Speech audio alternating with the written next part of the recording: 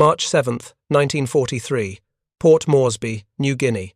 Staff Sergeant Vincent DeLuca stood in the sweltering heat of a maintenance tent, staring at a problem that was killing American pilots faster than Japanese bullets.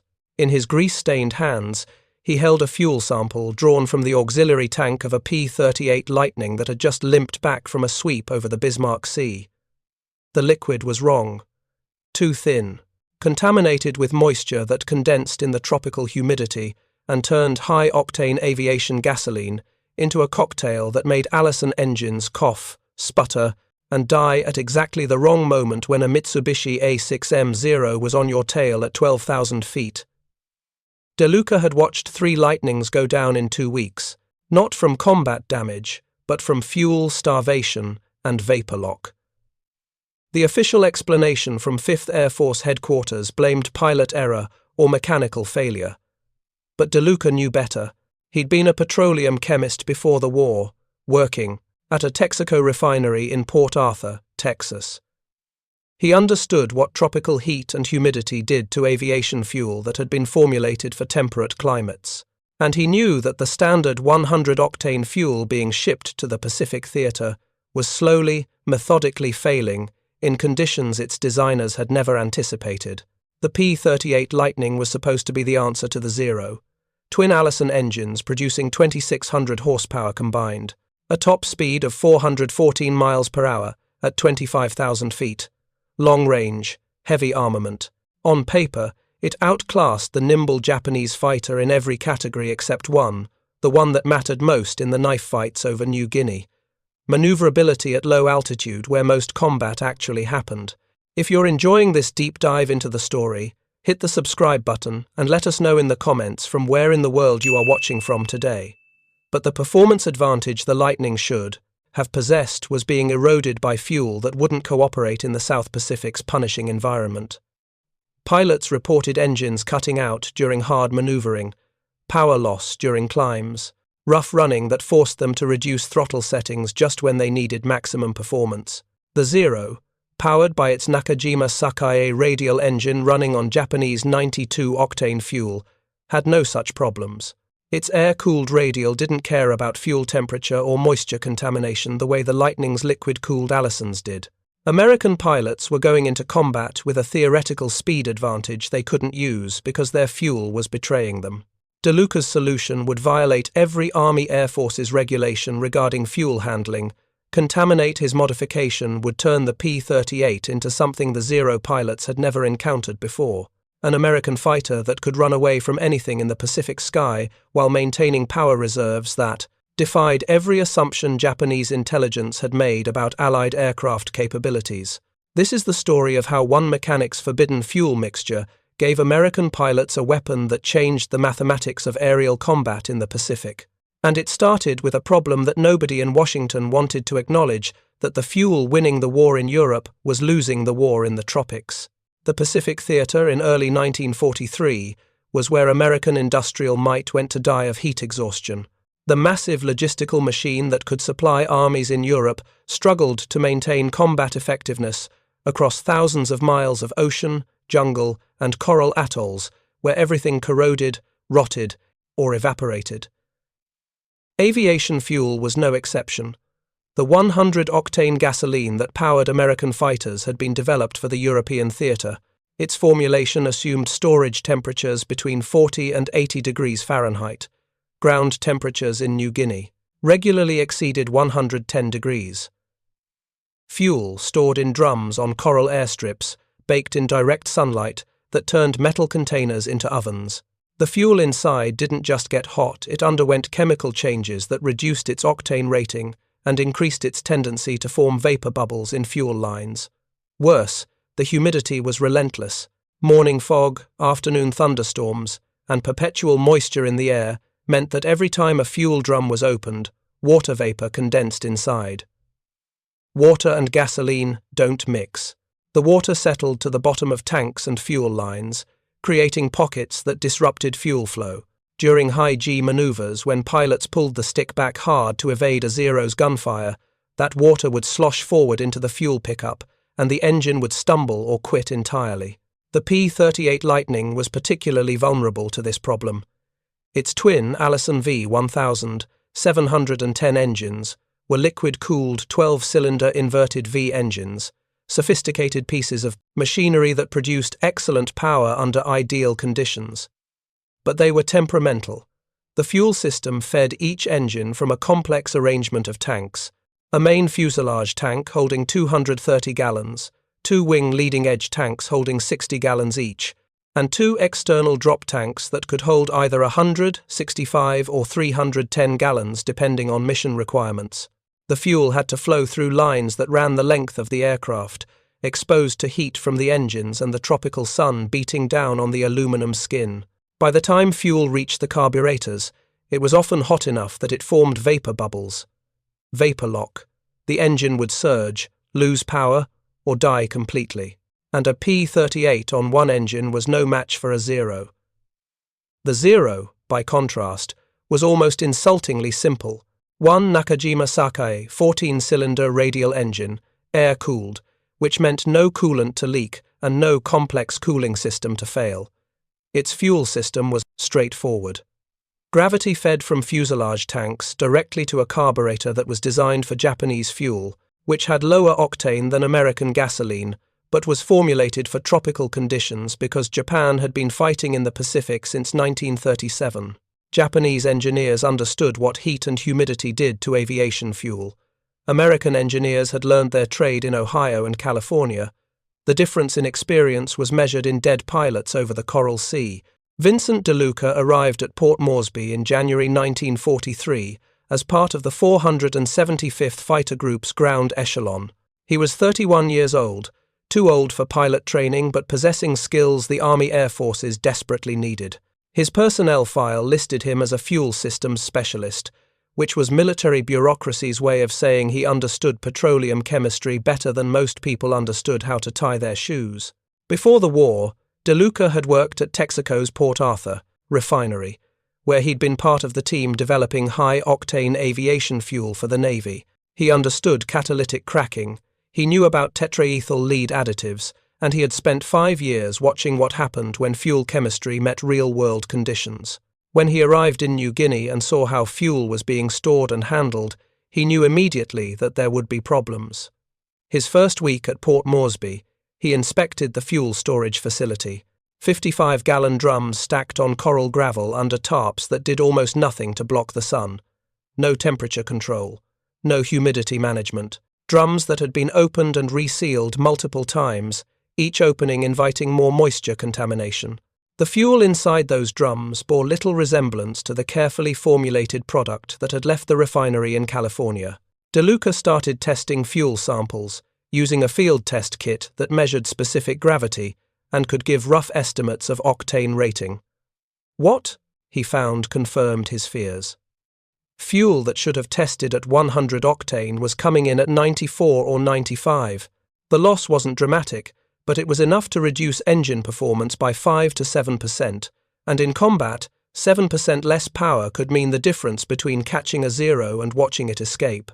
He brought his findings to the Group Engineering Officer, Captain Howard Mills, who listened politely and then explained the bureaucratic reality. The fuel came from supply depots controlled by Service Command. Service Command received it from the United States via ship transport. The entire supply chain was locked into contracts, specifications, and procedures that didn't allow for field modification. If DeLuca wanted to change fuel formulation, he'd need to submit a request up the chain of command, which would go to 5th Air Force, then to Far East Air Forces, then probably back to the Pentagon, where petroleum engineers who'd never sweated through a new Guinea morning would deliberate for 6 months before issuing a technical order. DeLuca asked how many pilots they'd lose in 6 months. Mills didn't have an answer for that. The real problem wasn't just the fuel's octane rating, it was the fuel's volatility curve, the temperature at which it vaporized. Standard 100-octane aviation gasoline had a vapor pressure designed for temperate climates. In tropical heat, that vapor pressure increased dramatically. The fuel wanted to boil. Put that fuel in a tank exposed to 100-degree temperatures, run it through fuel lines heated by engine compartments, and you got vapor formation. Bubbles. air pockets, and engines that ran rough or quit. DeLuca had seen this problem before, back at the Port Arthur refinery. In summer, when ambient temperatures climbed, the refinery would adjust fuel blends, reducing the proportion of light hydrocarbons that vaporized easily and increasing heavier components that remained liquid at higher temperatures. It was standard petroleum chemistry. But the fuel coming to New Guinea wasn't being adjusted for local conditions because nobody in the supply chain had considered that it might need to be. What DeLuca needed was a way to make the fuel less volatile without reducing its octane rating. Ideally, he'd increase the octane rating to compensate for the performance loss from reduced volatility. The solution was theoretically simple: add heavier aromatic hydrocarbons to the fuel blend. Compounds like toluene or xylene that had high octane ratings and low vapor pressures. The same compounds that refineries in the United States were using to boost fuel from 100 octane to the experimental 130 grade fuel being tested in Europe. The problem was that DeLuca didn't have access to toluene or xylene in New Guinea. What he did have was access to something else. Something that would get him court-martialed if anyone found out he was using it. Captured Japanese aviation fuel. The 475th Fighter Group's intelligence section had been collecting samples of Japanese fuel from crashed or captured aircraft since the unit arrived in theater. Standard intelligence procedure: analyze enemy fuel to understand their production capabilities and identify potential vulnerabilities. Those samples sat in the intelligence tent in carefully labeled bottles, waiting to be shipped back to the United States for analysis that would happen someday when shipping space was available. DeLuca requested access to the samples for testing purposes. He told the intelligence officer he wanted to compare Japanese fuel characteristics to American fuel to better understand Zero performance. This was true, as far as it went. What he didn't mention was what he intended to do with that information. Japanese 92-octane aviation fuel was formulated differently from American fuel. It used a higher proportion of aromatic hydrocarbons and less of the light paraffin compounds that made American fuel so volatile in heat. The Japanese fuel had a lower octane rating, but it was more stable. It didn't vapor lock as easily, and critically, it contained additives that inhibited moisture contamination. DeLuca spent a week testing Japanese fuel samples, measuring their properties, analyzing their behavior under heat stress. Then he started experimenting with blends. He'd take American 100-octane fuel, add small amounts of Japanese fuel, and test the resulting mixture. The goal was to find a blend that combined American fuel's high octane rating with Japanese fuel's thermal stability. What he discovered was that a mixture of roughly 70% American fuel to 30% Japanese fuel produced something remarkable. The blend tested at approximately 106 octane higher than straight American fuel because the Japanese aromatic compounds boosted the octane rating. And the blend's vapor pressure was significantly lower, meaning it resisted vapor lock even at high temperatures. There was one enormous problem with this discovery. Using captured enemy fuel to modify American aviation gasoline was so far outside regulations that there probably wasn't even a regulation specifically prohibiting it, because nobody had imagined anyone would be crazy enough to try it. If an aircraft crashed and investigators found Japanese fuel in American tanks, DeLuca would face court-martial for sabotage. If the fuel caused engine failure, he'd be responsible for killing the pilot. But if he did nothing, pilots would keep dying from vapor lock and fuel starvation while flying aircraft that should have had overwhelming performance advantages. DeLuca made the choice that would define his war. He'd start small, test carefully, and document nothing in writing. The first aircraft to receive DeLuca's forbidden fuel mixture was a P-38F, nicknamed Louisiana Lightning, flown by First Lieutenant Robert March, a pilot who'd survived 6 weeks of combat by being simultaneously aggressive and cautious. March had reported vapor lock issues on 3 separate missions. His aircraft was due for an engine inspection anyway, which gave DeLuca the cover he needed. On March 21, 1943, DeLuca personally supervised the refueling of Louisiana Lightning. He used fuel he'd pre-mixed in a sealed drum marked with standard identification codes that would pass casual inspection. 70% American 100 octane, 30% captured Japanese fuel, blended in ratios he'd calculated using chemistry he'd learned at a refinery that seemed like it existed in another lifetime. He pulled March aside before the mission briefing. "Lieutenant, I made some adjustments to your fuel. It should run cooler, more stable. But if you notice anything unusual, anything at all, abort the mission and bring it back." "Understood." March studied DeLuca's face, reading the tension there. "What kind of adjustments, Sergeant?" "The kind that work but aren't in the manual. You trust me? Or you want a different plane?" March had watched DeLuca keep aircraft flying through maintenance miracles for 2 months. "I trust you, but if I auger in, I'm haunting you personally." The mission was a standard fighter sweep over the Huon Gulf, 8 P-38 seconds looking for Japanese transport aircraft and their Zero escorts. Louisiana Lightning performed flawlessly. March's post-flight report noted smoother engine operation and no power fluctuations during combat maneuvering. What he didn't note, because he had no basis for comparison, was that his aircraft had been measurably faster than the rest of his flight. DeLuca knew. He'd been timing takeoff rolls, watching climb rates. Louisiana Lightning had rotated 15 yards earlier than normal. Its climb to altitude was noticeably quicker. The fuel wasn't just preventing vapor lock, it was delivering more power than standard 100 octane. Over the next week, DeLuca quietly modified fuel loads for 3 more aircraft, choosing pilots who'd reported fuel system problems and who had the sense not to ask too many questions. By early April, 4 P-38 seconds in the 475th Fighter Group were running his blended fuel.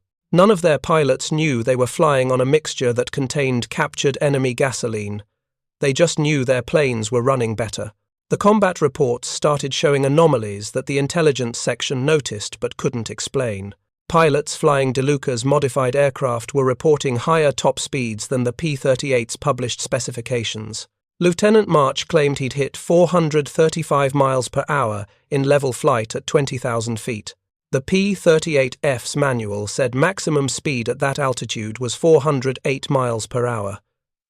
Intelligence officers assumed March was misreading his instruments or exaggerating, but then Lieutenant Frank Kowalski, flying a different modified aircraft, reported similar speeds, and Lieutenant David Chen claimed he'd run down a Zero in a stern chase that should have been impossible, because the Zero could supposedly outrun a P-38 inches certain conditions. By mid-April, the 4 aircraft running DeLuca's fuel had flown 37 combat missions without a single instance of vapor lock or fuel starvation. The rest of the squadron had experienced 11 fuel-related incidents in the same period, including one emergency landing that bent a propeller and took the aircraft out of service for a week. Captain Mills, the engineering officer, wasn't stupid. He started asking questions. Why were specific aircraft performing better than others? They were the same model, same engines, same maintenance standards. The only variable should have been pilot skill, but this was beyond pilot skill. This was measurable performance difference in identical aircraft. He found DeLuca in the maintenance area on April 16th, watching a fuel truck deliver supplies from the depot. "Sergeant, I need you to explain something to me. I've got 4 P-38 seconds that are outperforming their specifications and showing Zero fuel system problems. Those same 4 aircraft are all maintained by you personally. Coincidence?" DeLuca had known this moment was coming. He'd prepared for it by documenting everything in a personal notebook that wasn't part of any official record: the chemistry, the blend ratios, the performance data. He handed the notebook to Mills without a word. Mills read for 10 minutes, his expression cycling through confusion, disbelief, and something approaching horror. When he looked up, his first words were, "You're using enemy fuel?" 30% enemy fuel, 70% ours. The blend tests at 106 octane and doesn't vapor lock in tropical conditions. It's stable, it's safe, and it's keeping pilots alive. It's also completely illegal, unauthorized, and if anyone finds out, we're both facing courts-martial. "Yes, sir." Mills closed the notebook, thinking. The engineering officer's dilemma was simple. He could report DeLuca, follow regulations, and watch more pilots die from fuel system failures. Or he could look the other way, implicitly authorize ongoing violations, and deal with the consequences if the fuel ever caused a catastrophic failure. How much Japanese fuel do we have access to? That question told DeLuca everything he needed to know about which choice Mills was making. Intelligence section has about 200 gallons from various sources, enough to treat about 600 gallons of American fuel using current ratios. That's approximately 12 full aircraft loads. And, if we needed more Japanese fuel, we're capturing it regularly from overrun airfields. Lei had drums of it when we took the airfield last month. It's just sitting there because nobody knows what to do with it except send samples back to the States. Mills made his decision. Keep doing what you're doing. Expand to 6 aircraft total. I want performance data on every mission, fuel consumption, speeds, climb rates, everything. If this fuel causes a single engine failure, we stop immediately. Clear? Yes, sir. And sir? Thank you. Don't thank me yet. If this goes wrong, we're both getting demoted to latrine duty, at best. The technical explanation for why DeLuca's fuel mixture worked required understanding combustion chemistry at a level most pilots never considered. Octane rating measured a fuel's resistance to pre-ignition, to knocking, to the uncontrolled detonation that could destroy an engine. Higher octane meant you could run higher compression ratios and boost pressures, which meant more power from the same displacement. But octane rating wasn't the whole story. Fuel also had to vaporize properly in the carburetor, mix with air in correct ratios, and remain stable under varying temperature and pressure conditions. American 100-octane fuel excelled in temperate climates. Its light hydrocarbon components vaporized readily, mixed well, and burned efficiently when ambient. Temperatures were moderate. In tropical heat, those same light components became a liability. They vaporized too easily, forming vapor bubbles in fuel lines before reaching the carburetor. The fuel's vapor pressure, the pressure at which it transitioned from liquid to gas, was too low for the conditions. Japanese 92-octane fuel used different chemistry, more aromatic compounds like benzene and toluene, fewer light paraffins. This gave it higher density, lower vapor pressure, and better stability in heat. The trade-off was lower octane rating, which limited boost pressure and therefore power output. DeLuca's blend combined the best characteristics of both fuels. The American fuel's high octane rating, supplemented by the Japanese fuel's aromatic compounds, actually increased the blend's effective octane to around 106. Meanwhile, the Japanese fuel's heavier hydrocarbons raised the blend's vapor pressure, preventing vapor lock. The result was fuel that could handle tropical conditions, while delivering more power than straight American 100-octane. The Allison V-1710 engines in the P-38 could run at higher manifold pressures without detonation. Pilots could push their throttles further forward without risking engine damage, and the power increase translated directly into speed. A P-38F running standard 100-octane fuel produced 1,260 horsepower per engine at military power setting. Running DeLuca's blend at the same throttle setting, the engines produced approximately 1,340 horsepower, a 6% increase. That might not sound dramatic, but in terms of airspeed, it meant the difference between 408 miles per hour and 435 miles per hour at altitude. Against a Zero with a top speed of 351 miles per hour, that 84 mile per hour advantage was overwhelming.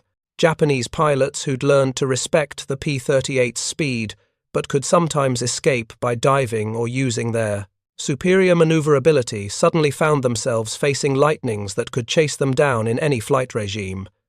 If you find this story engaging, please take a moment to subscribe and enable notifications.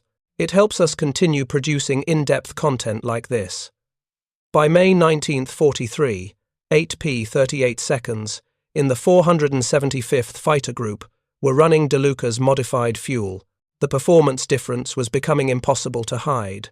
Squadron Commander Major Thomas Lynch, who'd scored 7 confirmed victories and was one of the Pacific Theater's emerging aces, pulled Captain Mills aside after a mission debrief. "Howard, What the hell is going on with these planes? I flew March's bird yesterday because mine was down for inspection. I've got 180 hours in P-38 seconds. I know what they're supposed to feel like. That aircraft had power reserves I've never experienced. I was chasing a Zero at full throttle and I was gaining on him. Gaining. That shouldn't be possible. Mills explained. Everything. The fuel blend, the Japanese components, the unauthorized modifications, the performance improvements. Lynch listened without interrupting, his face unreadable. When Mills finished, Lynch asked the only question that mattered to a combat pilot. Is it safe? We've flown 112 sorties on this fuel. 0 mechanical failures, attributable to the fuel. 0 engine problems. The blend is actually easier on engines than straight American fuel because it burns cooler and doesn't preignite. And if 5th Air Force finds out we're mixing captured enemy fuel into our aircraft, courts-martial, probably. Dishonorable discharge, possibly. Prison time, unlikely but not impossible. Lynch thought for maybe 10 seconds. I want every operational aircraft in the squadron converted to this fuel. Today. And I want DeLuca to brief me personally on the chemistry so I understand what we're doing and why. If we're going to risk courts-martial, I'm going to understand exactly what I'm risking it for. That conversation changed everything. When a squadron commander gave explicit authorization, the modification ceased being one mechanic's unauthorized experiment and became unit policy. Dangerous, still technically illegal, but no longer something DeLuca was doing alone in the shadows. Within 48 hours, every P-38 inches the 475th Fighter Group's operations was running the blended fuel. DeLuca trained 3 other mechanics on the mixing procedures, the quality control testing, the safety precautions. They established a secure mixing area away from the main fuel depot, using captured Japanese fuel drums that were carefully inventoried and accounted for. The performance impact became squadron-wide. Mission reports from late May and early June 1943 documented kill ratios that were unprecedented. The 475th Fighter Group, equipped with aircraft that were nominally the same as every other P-38 unit in the Pacific, was achieving results that seemed statistically impossible. On June 15th, Major Lynch led a sweep over Rabaul, the heavily defended Japanese stronghold on New Britain. His flight of 8 P-38 seconds encountered 12 Zeros, providing top cover for Japanese bombers. The engagement that followed demonstrated exactly what DeLuca's fuel made possible. Lynch's after-action report, filed that evening and preserved in National Archives records, described the combat with unusual technical detail. Engaged enemy fighters at 12,000 feet, executing offensive maneuvers at full military power. Aircraft performance exceeded expectations. Speed advantage over enemy fighters was decisive. Enemy unable to disengage, even when attempting diving escape. Claim 4 enemy fighters destroyed, 2 probable Zero-friendly losses. What Lynch didn't write, but what he told DeLuca personally later that night, was that the Japanese pilots had seemed genuinely shocked at the P-38 seconds performance. They'd attempted their standard. Defensive maneuvers, tight turns, snap rolls, vertical climbs that usually allowed Zeros to escape heavier American fighters. But the Lightnings had stayed with them, powered by fuel that gave them energy reserves the Zero pilots hadn't anticipated. Lieutenant Chen, flying as Lynch's wingman, had chased a Zero through a series of defensive breaks that should have allowed the Japanese fighter to escape. Instead, Chen had stayed in firing position, his aircraft responding to control inputs with power that let him match the Zero's maneuvers while maintaining speed. The Zero pilot, out of options and probably low on ammunition, had attempted a final vertical climb to escape. Chen had followed, his engines pulling strongly at altitude, where power normally dropped off. The Zero had stalled first. Chen's guns had finished it. 4 victories in one engagement with 0 losses wasn't just good luck or superior piloting. It was material superiority, the kind of advantage that came from having better equipment than your opponent. And the equipment advantage came from fuel that the Army Air Forces didn't officially know existed. The secret lasted until July 9th, 1943, when a visiting colonel from 5th Air Force Headquarters arrived at Port Moresby to inspect operations and review maintenance procedures. Colonel William Henderson was a by-the-book officer who believed regulations existed for good reasons. He toured the maintenance facilities, reviewed maintenance logs, and asked pointed questions about fuel handling procedures. When he saw Japanese fuel drums in the secure mixing area, he asked what they were doing there. The mechanic on duty, Corporal James Wong, one of the men DeLuca had trained, gave an answer that was technically true but strategically disastrous. Fuel blending operations, sir. For tropical conditions. Henderson wanted details. Wong, not realizing he was walking into a minefield, explained the blend ratios, the performance, improvements, the combat results. He thought he was describing an innovative field modification that would be praised. Instead, he watched the colonel's face turn red, then white, then red again. 30 minutes later, Henderson was in Major Lynch's office demanding explanations. Lynch, to his credit, didn't try to deflect or minimize. He laid out the entire operation, the fuel chemistry, the performance data, the mission results, the calculated risks. He took full responsibility for authorizing the program despite knowing it violated regulations. Henderson's response was cold and immediate. Major, you've authorized the use of captured enemy materiel in United States aircraft without testing, without approval, without even notifying higher headquarters. If one of these aircraft crashes and investigation reveals enemy fuel in American tanks, the Japanese will use it for propaganda. They'll claim we're so desperate we're using their fuel. You've handed them a propaganda victory while simultaneously exposing this command to charges of reckless endangerment. Sir, with respect, we've flown over 300 combat sorties on this fuel without a single mechanical failure. Our kill ratio has improved by 40%. Pilots are surviving who would have died from vapor lock. The enemy doesn't know we're using their fuel, and they won't know unless we tell them. That's not the point, Major.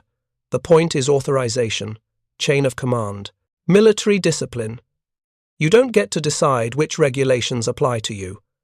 What Henderson didn't know, what nobody had told him yet, was that DeLuca had documented everything, not just the blend ratios and performance data, but the chemical analysis proving the fuel was safe, the comparative testing showing improved engine longevity, the mission reports demonstrating combat effectiveness, 3 months of data compiled in meticulous detail by a mechanic who'd known from the start that this moment would come.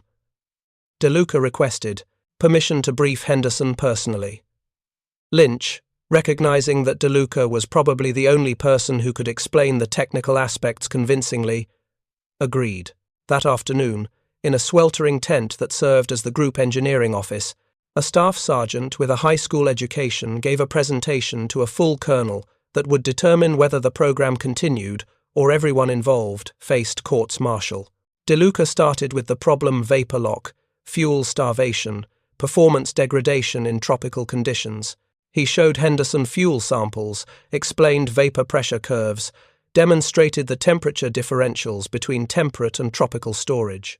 Then he walked through the chemistry of why blending aromatic-rich Japanese fuel with American gasoline produced a superior product for Pacific conditions.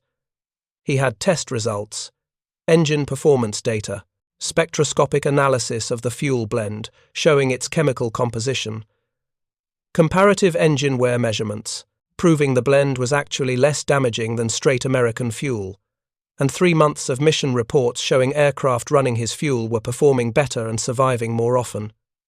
Henderson listened in silence. When DeLuca finished, the colonel sat for a long moment, thinking. Finally, he spoke. Sergeant, this is the most thorough unauthorized field modification documentation I've ever seen, which tells me you knew you were violating regulations and prepared your defense in advance. Yes, sir. I knew I was breaking rules, but I also knew I was saving lives. I figured if I documented everything, at least when they court-martialed me, the data would survive.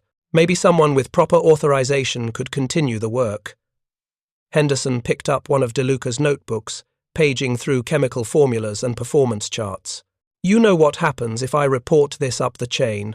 Fifth Air Force will shut it down immediately. They'll order all modified fuel drained from Spoker aircraft.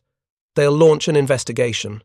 And while that investigation proceeds, pilots will go back to dying from vapor lock. Yes, sir. I know.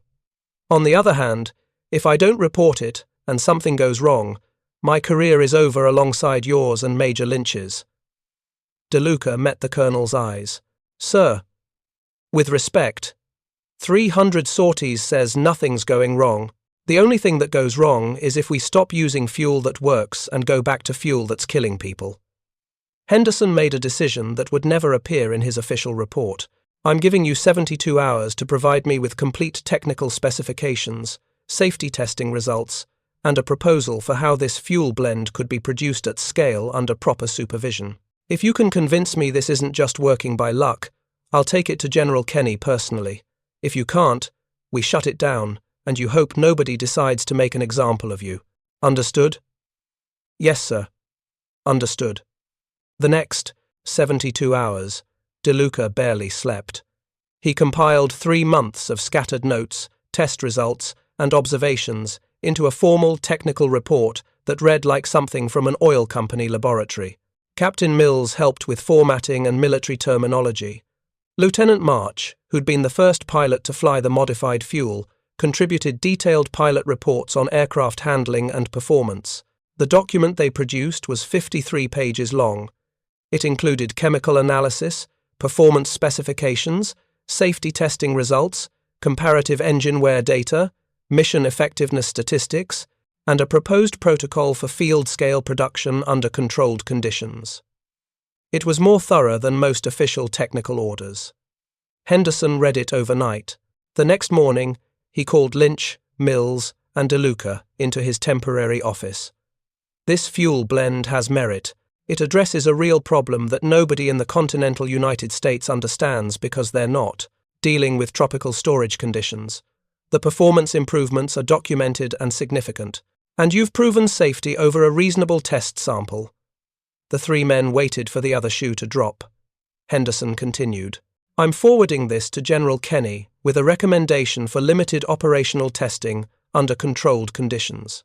I'm also recommending that 5th Air Force petroleum specialists review the chemistry and verify your results. If they confirm what you've documented, we'll discuss wider implementation. Lynch asked the question.